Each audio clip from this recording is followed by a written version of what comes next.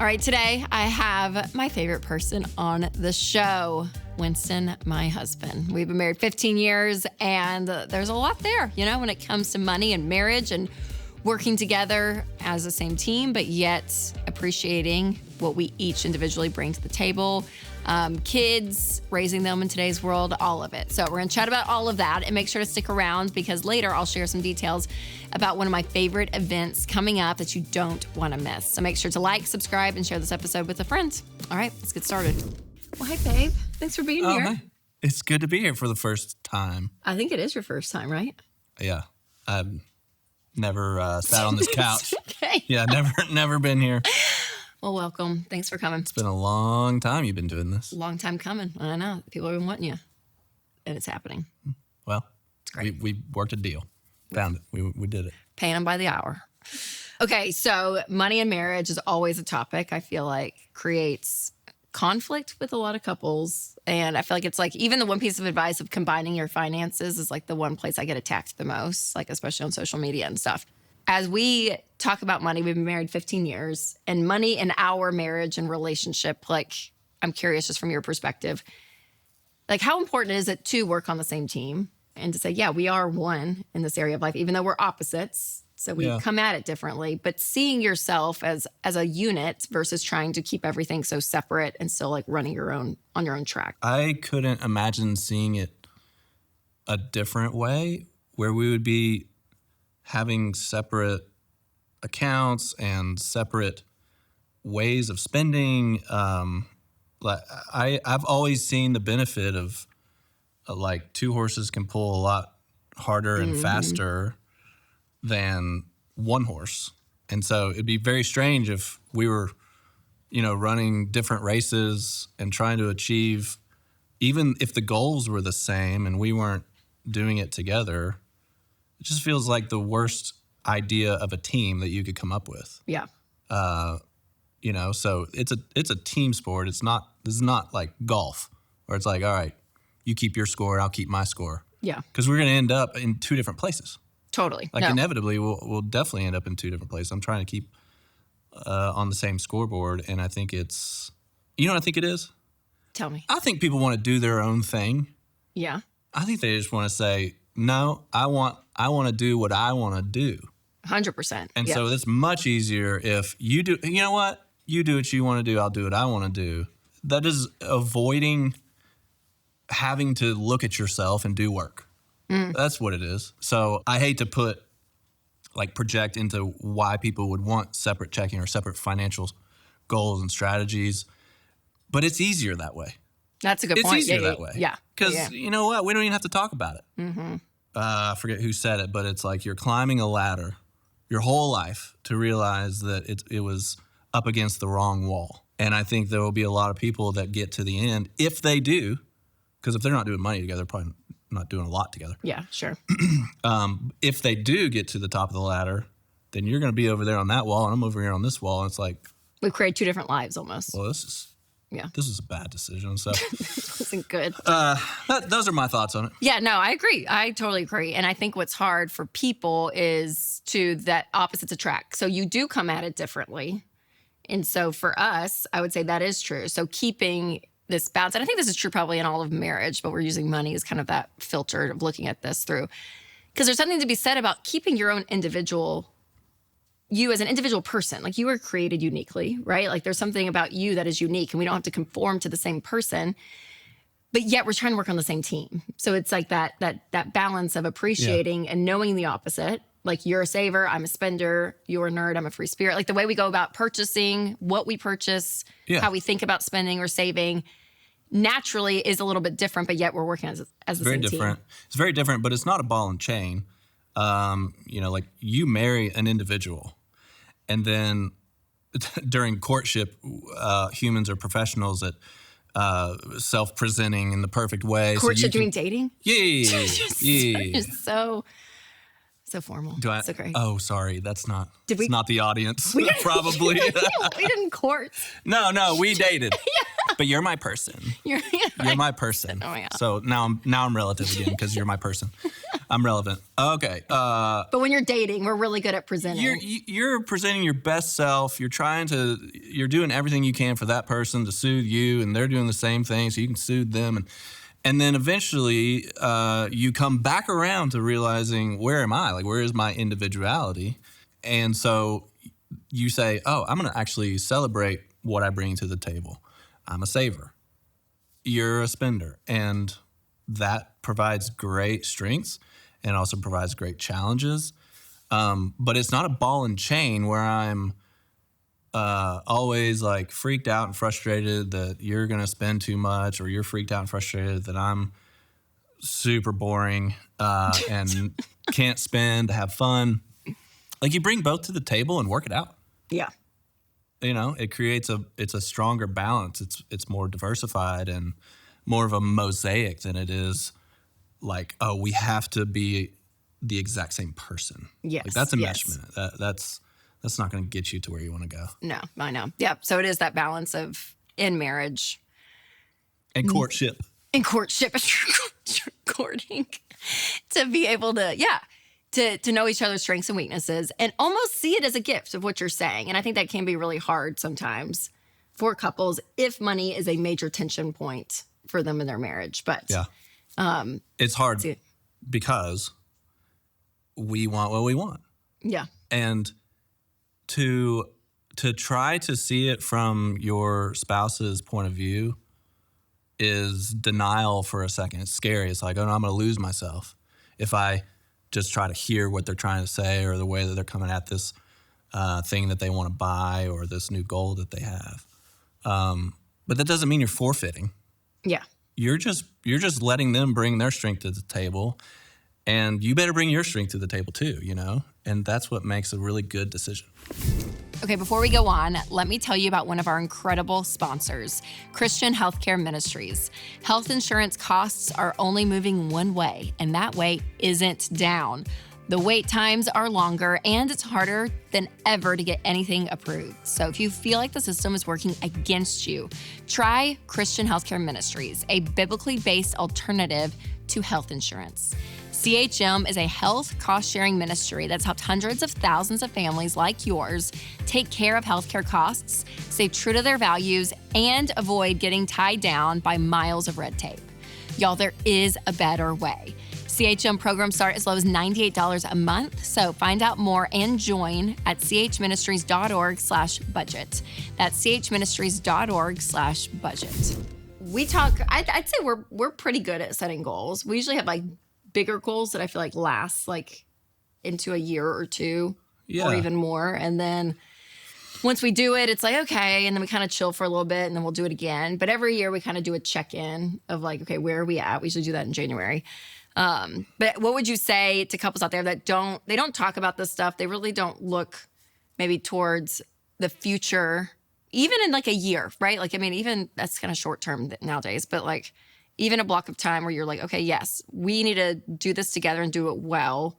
How important is it, do you feel like, to be on the same page and to have something that you're shooting for? Because we don't, I'll say this, we don't always have like a goal. Like there isn't always like a thing. Yeah. And if there is, it usually lasts a year or two and then we do it and then it comes up something else. But right.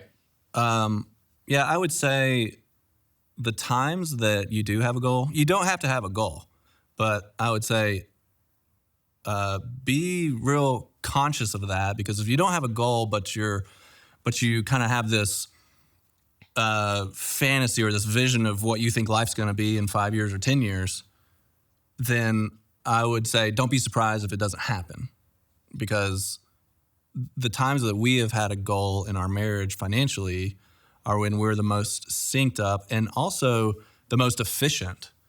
Yes, I would say like that. it actually moves faster. Your money, you get more wins. You're more efficient with it.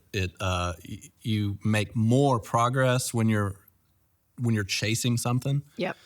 So you don't have to have one, but it is really motivating to set something out. It could be a month, it could be a year, it could be 2 years, it could be 5 years, and back your way out of it. You know, a lot of people would be going all the way out to, all right, when are we going to be empty nested? Yeah. And then What do we want to do? What do we want our monthly income to be like when we retire? And you can't build a plan. You can't even start to put legs to it if you don't know what the end of that vision looks like. If you can't picture it. Within detail, within reason, Sure. you know, you're not going to know down to the dollar, but where do you want to go? Some people just start with like, all right, let's just start right now. And you can't. You don't even know where you're going. Yeah. Which direction. Yep. How much. So I would say it's extremely important, but you got to, doesn't matter what it is, but just put one out there and watch how efficient it is to get there. What I think is fun too is just the idea of dreaming together about what that future is. Like those are always fun conversations to me. Like sometimes That'll really expose your personalities. we That'll really expose like. well, and we do this. What is it like? Your money just shows you more of who you are. Yes. I mean, yeah. You start talking about how you want to spend it in retirement. Yeah. You really get to know like what your passions are. Yes. But I think that's fun though. Like when we've done those dates. It is fun. Where you're like, take money off the table. What would be what's ideal in the next 5 years, the next 10 years, the next 20 years? And we do just kind of sit there and like, we don't like write it down. It's not like, oh my gosh, we have to be like, we're like that. This is the plan, but just allowing yourself to dream. Yeah. Like I want to travel the world for months at a time in retirement. And I want to walk my dog. You know, it's like, it's a window into our passions. Yes. which is good to check in every once in a while. Totally. I think you're still going to want to travel in 20 years. Yeah, I will. Okay. Mm-hmm. Maybe I'm Does it bother you that I book getting vacations there. on vacations? Yes. I do that a lot. If you're like on a trip and you're like, where are we going next? I'm like, we're not even done yet. We haven't even paid these people. I know. Yeah, it's wild. Yep. I always talk about contentment and comparison as like my trap in life because I'm always like kind of looking for the next thing of like, okay, yeah. Do you see that play out like in my purchasing and in my, how we do money? Yeah, a little bit. My Amazon purchasing. No, yeah, those are like microcosms. Travel is like right in your face. It's real big and obvious. Yes. Where it's like, you are living in 2027, you know? But then I think you're a forward thinker. You live in the future. Yes. And yes. I live in the present but just by personality. Right. So not right or wrong. I mean, so I had to buy that daggum 12-foot calendar with dry erase calendar so I could see the whole year because you were booking things out that I couldn't even see yet in my mind. Yes, I know. And I had to be like, hold on, I don't even know. We probably have like 10 things on that day. But can't see it. But I can't see it. I know. We have a massive dry and erase 12-month calendar in our laundry room. It covers the whole wall. Thank you, babe. You're welcome. Great purchase. You're welcome so much. Great purchase. Yeah. But we see it. And everything's color-coded. So it's great. We feel organized. Yeah. So to anybody who feels like they're resonating with me, it gave me a little bit more like visibility, which gives me a little more control. When I can see it, it just gave me a little more control. The visual, yes. Where it's like, okay, it's not too crazy. It's not too busy. Fall, spring, whatever, holidays. Yes. I can just see it, which helped me say yes to more things. It's like a budget for a calendar. That's How about exactly. that? You know what? That was my talk at Money and Marriage. No, it wasn't. Did you steal that from me? No, but it was Your calendar is your budget? basically how you budget. You can do the exact same thing with your calendar and your time. Unbelievable. How long have we been married? I know. Unbelievable. Shoot. 15 short. Okay. Years. So the calendar is a budget for your time. I know. It's perfect. And we didn't budget with a 12-month calendar for a long time. For a long time. But that has helped us though. And then in turn, I feel like it gives does make me things. some security. Yes. From a scheduling perspective. So go get you one if you have like a cranky old husband who's always freaked out about too much busyness. So we're just too busy. Too much. No, pulling back though has been good. I feel like we've done that. I feel like we've done that more in recent. I haven't overbooked us too much. Yeah. Recently. It's been good. No, Sports have killed Sports. Yeah. Okay, speaking of sports and kids. Oh, wow. When you think about kids and money in our family, what are those dynamics like for you as a dad? Challenges, things that you feel like, we could probably do better there, or we're doing that pretty well. Like, that's good. Like, I have problems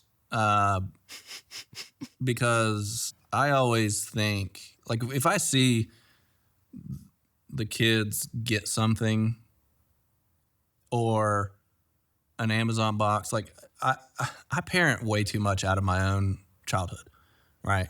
So We all do. yeah, I mean, I went to the beach once a year in a minivan, and no Amazon boxes to the door. But I remember the first guy who bought deodorant on Amazon, and this was like 10, 12 years ago. He was an early adopter, and I thought, you were kind of weird. That's really, you're kind of strange. Why would you ever buy deodorant shipped to your door? And here we are. You know, I mean, it's the way that we do life right now. So I think the example that I'm using is when stuff comes to the door, it doesn't matter if it's deodorant. You still get a little bit of that dopamine where it's like, there's a box at our door and I'm going to open it. There's something in there And that's it's new. Dove soap, Yeah. you know, but it's something. And we're opening it and the kids are there. And so you kind of see this, I don't know, it freaks me out a little bit where they're so used to things showing up at the door, material things that I know what it's doing to them chemically. Yeah. And it's this little buzz that you used to have to go to the store if you did something great, good grades or whatever when you were a kid, and pick out something, you know, and then hold it till you got home. And, you know, it's so fast and so consumer in 2025 these days. So that's my biggest, like, I'm excited for them to get to the age where they can earn their own way. Like legitimately earn their own way. Like go get a job. Like, and like, I'm no longer the guy who's going to fix your broken toy. Yeah. You're just going to have to deal with it or save up. There's a dishwasher over there. Yeah. So that's what I'm kind of experiencing right now. That's good. The consumer side of raising kids today. And that's true with anyone, with any income level situation. I mean, it is. If you buy your deodorant on Amazon. Yeah. Which I would recommend. I mean, I would recommend. It's very convenient. Yes, totally. What is a lesson for the kids that you're like, this has to be instilled in them or it's not going to be good? Well, money comes from work. That's my kind of number one fallback. I appreciate the sentiment that you want to find the perfect balance between what you're good at, passionate about, and makes money. But, you know, just go mulch a yard. Like, it's not going to be that beautiful all the time. And even in our generation, I saw it start to happen where people would stay at home. Even after graduating, they would come back home and they would just be waiting on that perfect job. And I don't care if it's perfect or not. You're going to have to put in the time and put in the hours, do the grind. Yep. Get that first check and feel what it's like to have earned something that you can put in your bank account and choose to do what you want with it. That's not going to be your perfect like scenario. Yeah. Intersection of passion and money. So yeah. The work thing is big. The generosity thing is big. Mine. They're at that age right now where it's so possessive, which is normal. But eventually they will have to raise their eyes up to see other people. And I think that starts with us too. I think they will just mimic what we see. Yep, totally. So that's, instead of tossing the toys, let's bag those up and take them somewhere. Yeah. Right? Let's get those clothes and take them to the people that just had a baby or whatever it is, you know, and like actually show them how to see others. Yeah. And not just Amazon. Yeah. And not just Amazon. God bless. Yeah. You know. What about you? Good times, bad times. What do you want them to come the with? kids, yeah, the work thing is big. I think there's just dignity in that with what you're doing with your life and making money that way. But, and I'd say gratitude. Yeah. Which we make them say thank you a lot. Like after. Kills me if they don't. We cook dinner or something. It's like. Kills me. What do you say to us? We like make them tell us thank you. But yeah, the gratitude piece. Doesn't just. People that are just grateful in life, like happy to be there, you know. I'm just happy to be here. Thanks for this. There's just something wonderful. It's a posture of receiving. Yeah. Instead of like, I get what I want all the time. Yes. Yeah. So the gratitude thing is big for me, I think. No.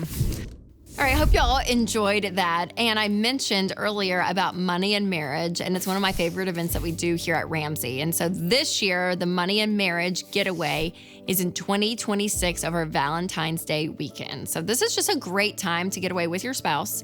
Again, life is just nuts. And so it's sometimes good just to like go away, be together, and you're going to learn things. We teach from stage. We also do a lot of interaction with the audience. So there's a lot of Q&As. There's a lot of time to talk with your spouse about the things that we're talking about throughout the weekend. But it's 2.5 days, again, of interactive teaching, live Q&As, and all of it. And so we just create this incredible experience over a weekend. And it's Dr. John Deloney and myself. And it's one of our favorite events that we do here at Ramsey. And so this past Money and Marriage, it's completely sold out, y'all. So we do these and the tickets go so quickly. So the next one coming up is happening February 12th through the 14th of 2026. Early bird tickets start at $749 and prices are going up soon, and that's per couple. So it is so worth it. It is a great weekend. People that come, they rebuy for the next year. And so it is. It's an incredible weekend to experience with your spouse. So make sure to come. Get your tickets today at ramseysolutions.com/events. Well, thank you guys so much for listening and watching, and make sure to take control of your money and create a life you love.